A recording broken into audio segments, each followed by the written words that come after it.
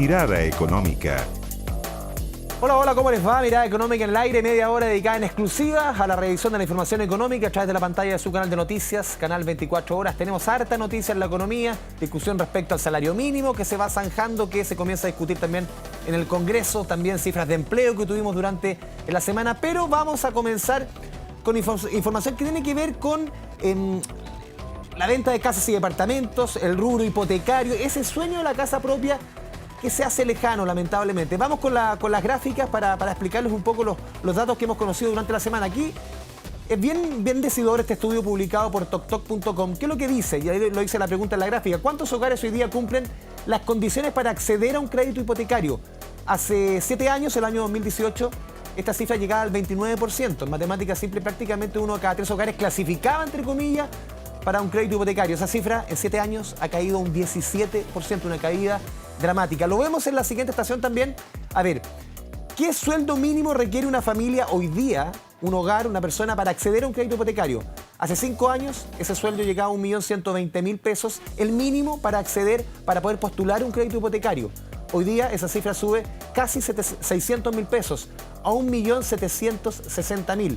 Eso marca como una importante porción de los chilenos queda al margen de acceder a un hipotecario cuando hoy día el sueldo promedio en Chile, promedio, no medio, el sueldo promedio llega más o menos a los 800.000 pesos. Vamos con la siguiente estación, seguimos desmenuzando esto y esto es un efecto de lo que comentábamos antes.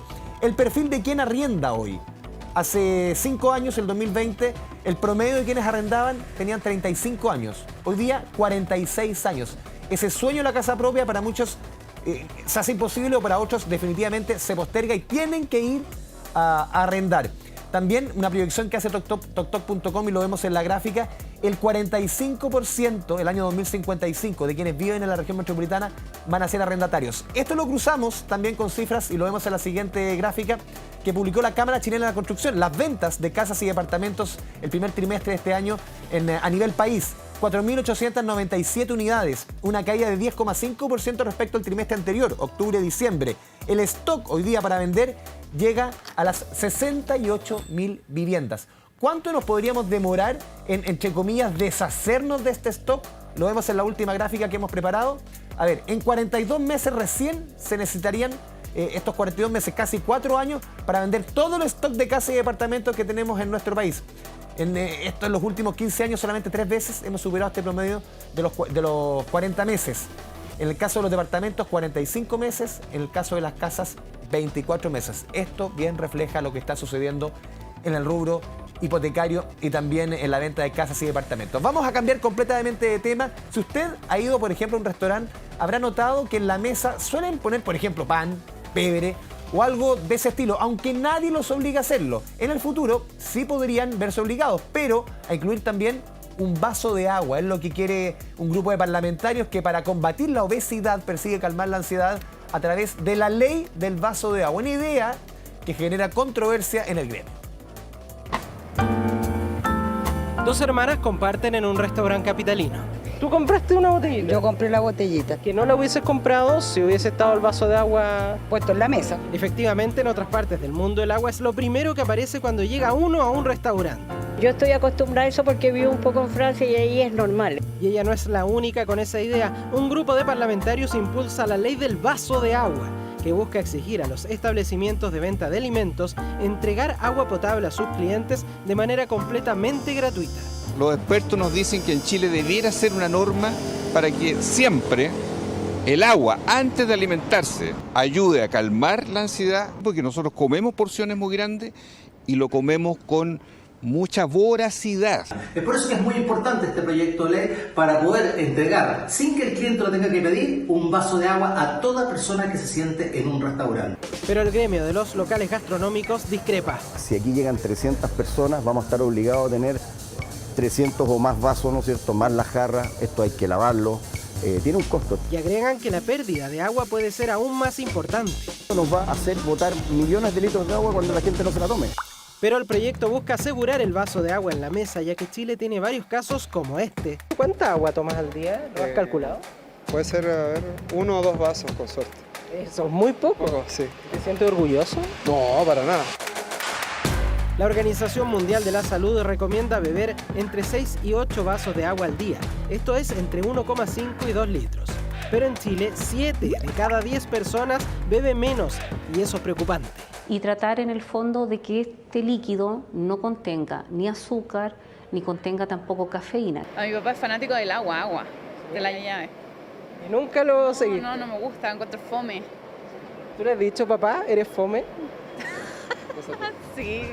Y por eso la llamada Agenda Pro Saludable del Parlamento busca normar la entrega de agua en los restaurantes. Agua que en general, admite una mesera, no se le niega a nadie. No hay palabras. ¿Cómo te digo? No. ¿De dónde? No te voy a dar un vaso de agua. No se puede, no me lo imagino. A mí no me salen las palabras. Hasta ahora los restaurantes suelen darla de buena voluntad solo si el usuario la solicita. Lo que no nos parece es que se nos obligue a hacer un servicio de algo que el cliente no ha solicitado. No obstante, la ley del vaso de agua busca entregarlo obligatoriamente a todos quienes se sienten en un restaurante, algo así como lo que sucede con el pan, un proyecto que ya fue aprobado en la Comisión de Salud del Senado y pasó a sala. Lo mínimo. Lindo, una rodajita de limón, y más rico todavía. Mucho, claro, mucho pedir. Buena iniciativa, que se concrete, porque muchas veces se habla, pero no llega a la mesa. Una ley del vaso de agua que podría convertirse en realidad si los trámites que se avecinan, claro, no terminan aguándola sobre la mesa. Ya, continuamos en Mirada Económica. Estamos aquí con nuestro invitado de esta semana, Germán González, coordinador macroeconómico, CLAPES UC, también vicepresidente del Consejo Fiscal Autónomo. Germán, un gusto tenerte aquí en Canal 24 Horas. ¿Cómo te va? Un gusto, gracias por la invitación. A ver, lo veíamos en los últimos días, hemos tenido cifras de empleo, 8,7%. Claro, igual al año pasado en el mismo trimestre, siempre la estacionalidad marca en la discusión de empleo, pero se rompe una tendencia de 12 meses de desempleo cayendo respecto al año anterior. ¿Cómo estás viendo la situación del empleo en nuestro país? Con bastante preocupación, la verdad, porque por dos razones principales. La primera es porque el ritmo de creación de empleo ha sido muy lento hace ya más de un año. 80.000 empleos creados por lo menos en 12 meses, claro. Sí, que es bien bajo. Es muy poco y cuando uno ve la evolución del empleo, la verdad es que se ve que hay un estancamiento en la creación de empleos y el 8,7% de tasa de desocupación que ha tendido a normalizarse en algunas discusiones porque se parece al del año anterior.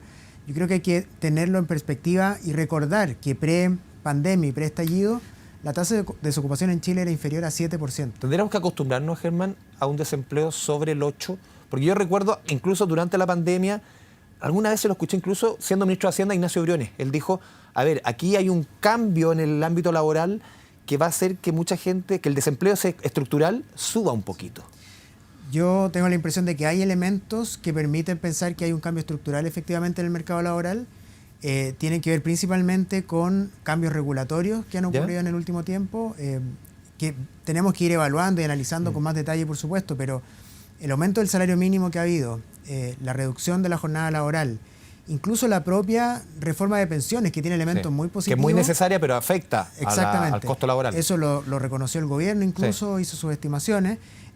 Todo esto está encareciendo el costo de la contratación formal y eso está generando, a mi juicio, un cambio más estructural en el mercado laboral que está generando que hoy día tengamos cerca de 900.000 personas desocupadas y que por lo tanto eso sobre todo resalta la necesidad de que la economía crezca más para que empiece a absorber a las personas que están demandando trabajo y que hoy día no pueden encontrar un empleo. Si vemos el vaso medio lleno, uno ve también los números, por ejemplo, la informalidad llega a un 25,8%. Estamos muy cerca del nivel más bajo, por lo menos se tiene registro que fue 25,1 creo que el 2013.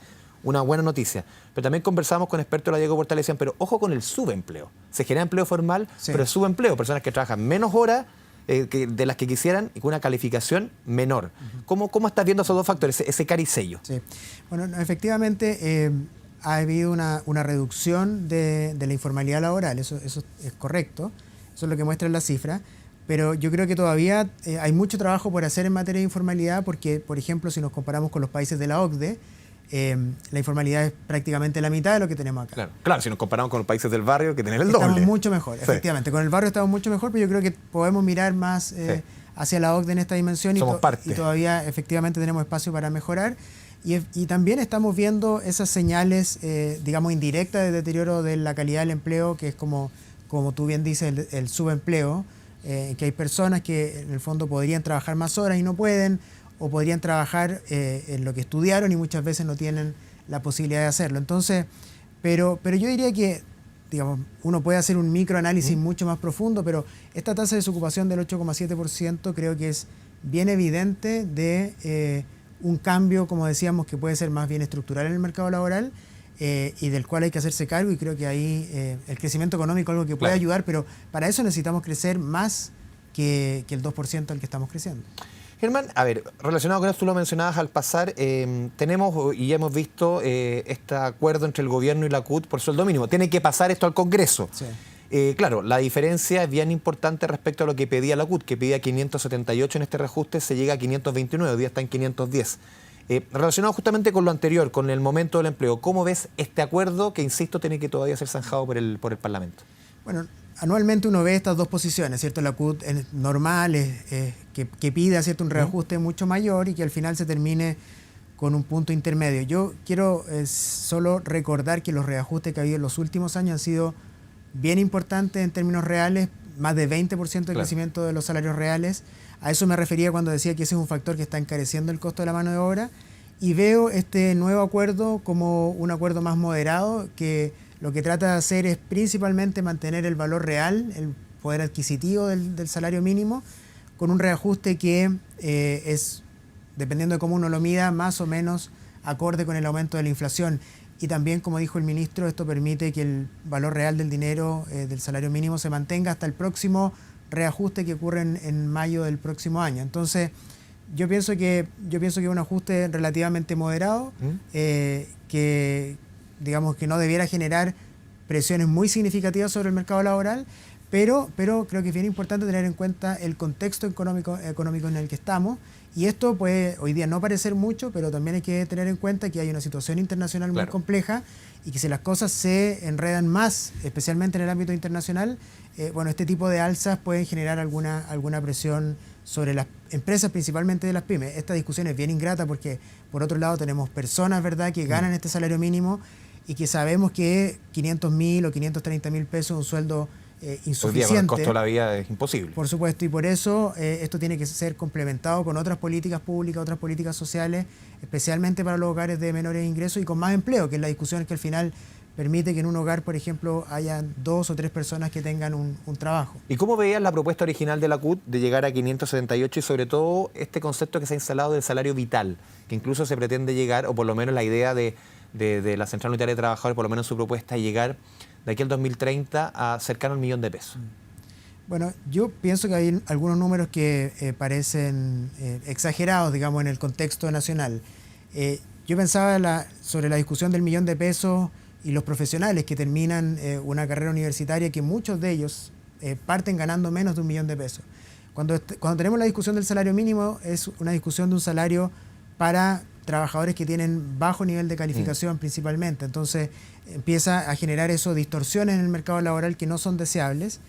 Como digo, ciertamente uno siempre quisiera que las personas ganen más, ¿cierto? Pero tienen que generarse las condiciones, por ejemplo, de capacitación, de aumento de la productividad, para que el salario pueda seguir aumentando. Con nivel igual de calificación, es mucho más difícil incrementar estos salarios, porque la contrapartida son empresas, pequeñas y medianas empresas, no grandes empresas. Esa discusión creo que es importante tenerla clara, que pagan este salario mínimo, que también pueden tener dificultades, y al final existe evidencia clara de que si el aumento del salario mínimo es excesivo, no cualquier aumento del salario mínimo, pero sí los aumentos excesivos como los que se estaban proponiendo, termina eso impactando la creación de puestos de trabajo. Así que yo creo que hay que tener cuidado con ese balance. Uno quiere efectivamente que las personas ganen un mayor sueldo, pero también hay que cuidar el empleo, y ese balance creo que no se daba en la propuesta original de la CUT, y me parece que con el acuerdo final se llega a algo mucho más razonable. Germán, vamos a ir a la pausa en Mirada Económica, y a la vuelta te quiero preguntar sobre equilibrios fiscales, un tema bien discutido durante el último tiempo, pero antes le contamos a ustedes en su casa que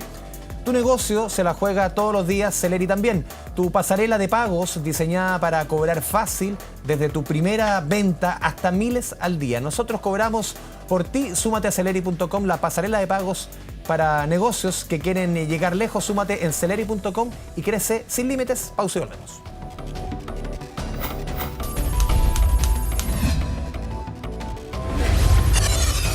Mirada Económica. Económica a través de la pantalla, Canal 24 Horas. Estamos conversando aquí en el estudio con Germán González, coordinador macroeconómico de CLAPE SUC. Germán, dejamos la pregunta instalada antes de ir a la pausa. A ver, el gobierno hace algunos días, ya señaló el ministro de Hacienda, Mario Marcel, postergó este tema de la meta fiscal, pese a un ajuste de casi 2.000 millones de dólares para el presupuesto este año. Esta meta, claro, es bien técnico el tema, pero este apriete de cinturón, entre comillas, se posterga prácticamente para el próximo gobierno. ¿Cómo ves tú esa señal que se envía de Hacienda? Decía Mario Marcel aquí, claro, hay que apretar el cinturón, pero no hay que ahogar. Bueno, varias cosas. Primero, el ajuste en realidad no es de 2.000 millones de dólares, sino que es menor porque tiene una serie de... A ver, primero tiene una parte que fue acordada en la discusión de presupuesto de este año. Creo que fueron 600 millones. 600 millones aproximadamente de dólares.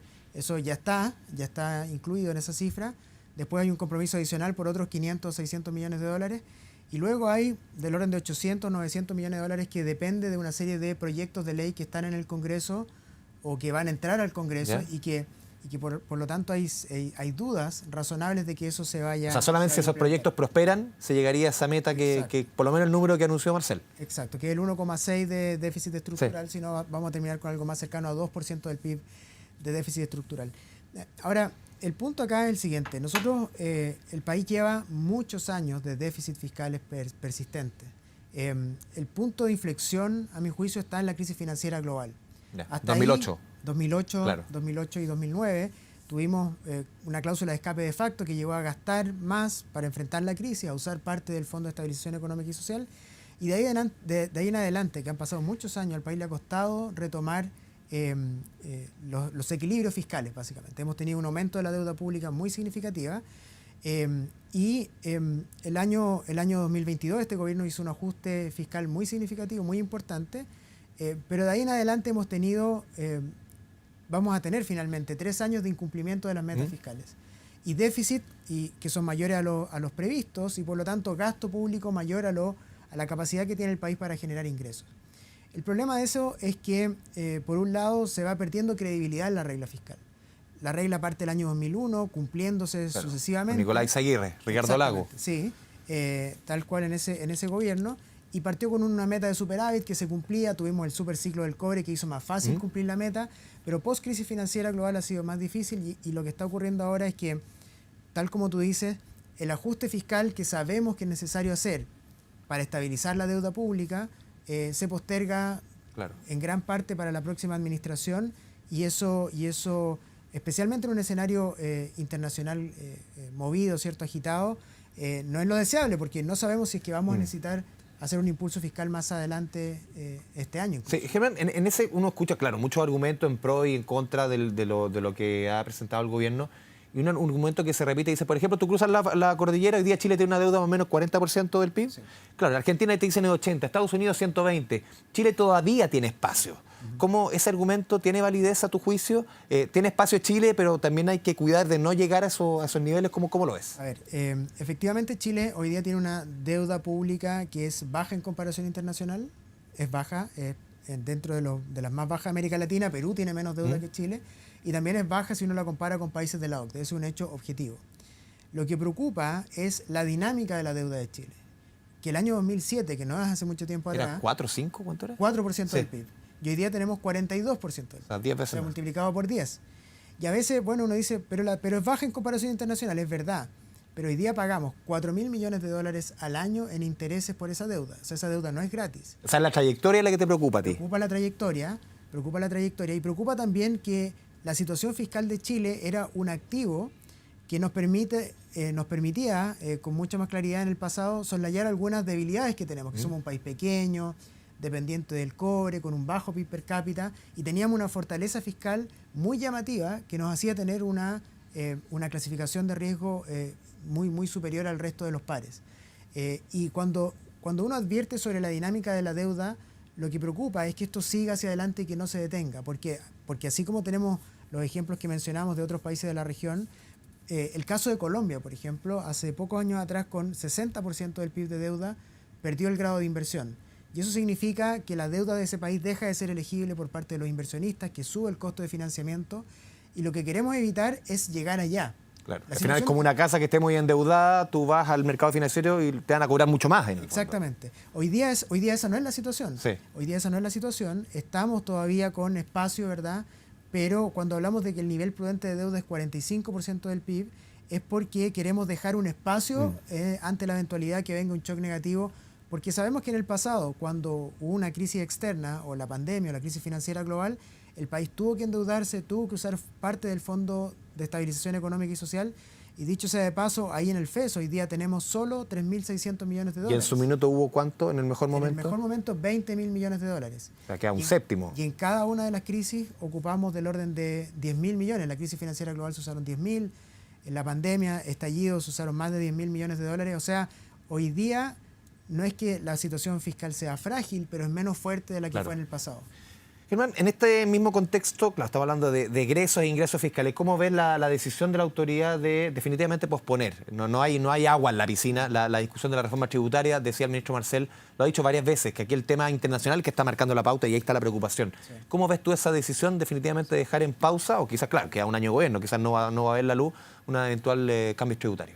Una decisión esperada, yo creo, esperada principalmente porque si bien digamos, existe un acuerdo bastante amplio, no diría que transversal, pero bastante amplio, que la reforma del 2014 dejó la tasa de impuesto corporativo muy por arriba de los pares, hablando de la OCDE. 27%. En 27%, la OCDE tiene tasas promedio entre 23 y 24%, y eso es algo que nos resta competitividad si uno suma los costos, por ejemplo, de la seguridad o de la permisología, que son, digamos, aumentan el costo de emprender, de invertir en Chile.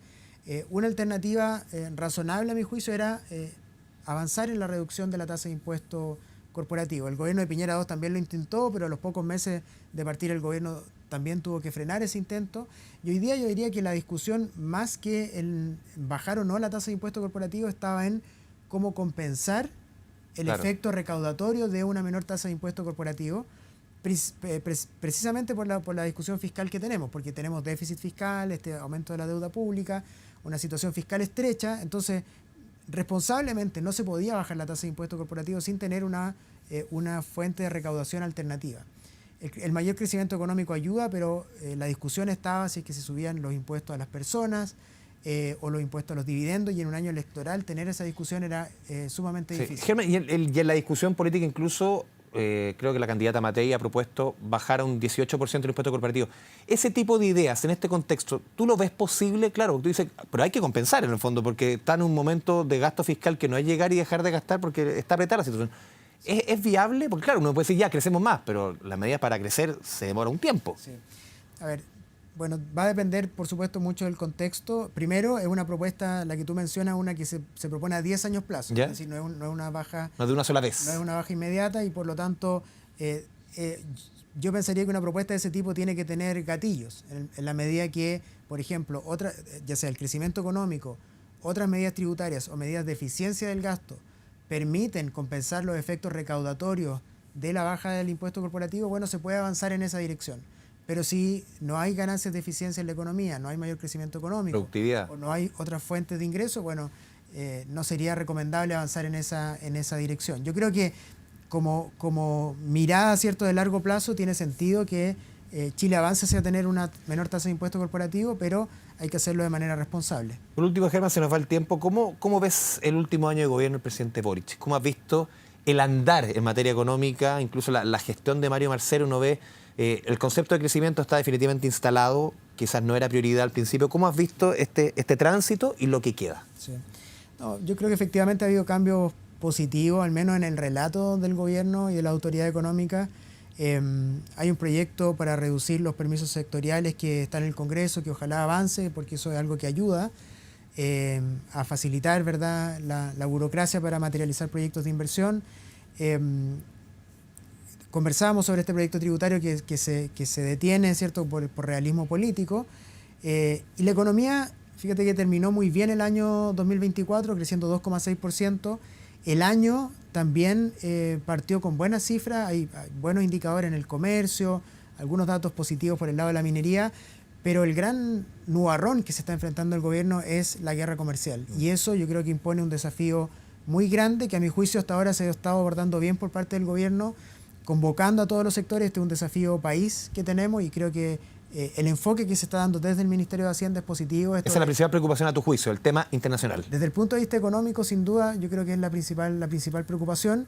La economía chilena está creciendo muy poco y ante la eventualidad de un deterioro mayor de las condiciones externas, creo que eso, podría generar efectos significativos en el crecimiento y también en la creación de puestos de trabajo este año, y hay que estar muy atentos a cómo evoluciona ese conflicto. Germán González, te agradecemos como siempre tu presencia aquí en Canal 24 Horas. Muchas gracias por la invitación. Y a todos ustedes, muchas gracias por la sintonía. Nos vemos la próxima semana en otra edición de Mirada Económica. Chao, chao.